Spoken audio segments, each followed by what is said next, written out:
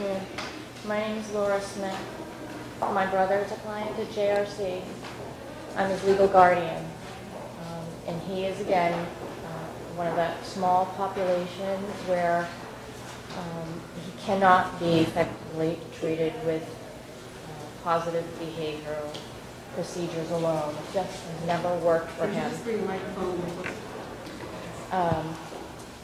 He's had 19 different placements in 44 years, from day schools, residential, overnight, psychiatric hospitals, private and state, Metropolitan State, Waltham, Bridgewater State, McLean's, Norfolk, May Institute.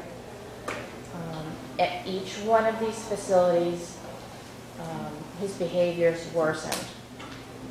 The medications they provided didn't have any effect on him. The behavior modification programs they tried didn't work at all. The Department of Mental Health searched the country looking for a place that would accept my brother, and everyone turned him down. No one wanted anything to do with him. Most of his placements lasted a year, maybe at most, before they would kick him out and say, we can't manage him at all. Every time he was given the opportunity to work with a different program, he ultimately became self-mutilating, slashing his wrists, ingesting scalding liquids, abusive to staff, hitting, biting them, throwing feces, urine. He called in bomb scares at one of the hospitals that he was at, Tewksbury State Hospital, 3 separate bomb scares in which they had to evacuate the entire hospital. The severity of his behaviors increased to the point that no one would come near him. Each time he was forced to leave that program, the Department of Mental Health would help us find someone to take him. His first placement was at JRC in 1982, and that was 2 years until the funding ran out. He was there again from 87 to 95, and this has been his 3rd placement since 2001. He's still with them. None of the other programs, like I said, were able to manage his numerous behaviors. He also has multiple medical issues.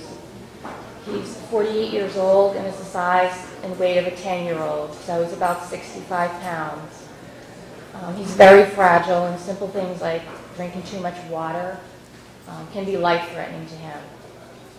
JRC is the only place that's been able to monitor all of his conditions, behavioral, medical. They address all of his needs. His health conditions have stabilized. The staff is able to safely manage his psychological and behavioral episodes, and they prevent him from injuring himself and others. He has social opportunities. He goes out. He takes field trips. He's extremely intelligent. He reads the Globe daily. He watches news, enjoys talking about politics, current events. And I really don't look forward to a day where you tell me that JRC cannot use the programs that they're using now, because that would be a death sentence for my brother. I know it's hard to imagine that someone could possibly support aversive therapy, and it's not for most people. It's for these people that you've never, ever seen before in your life. You've never met anyone like them. They're not the people you've studied in the medical journals. They're different, and nothing else has worked for them. If you take one thought away with you today, I just want you to remember that this is the only behavior that's worked for my brother. And when you go home tonight, you're not going to be thinking about my brother when you fall asleep.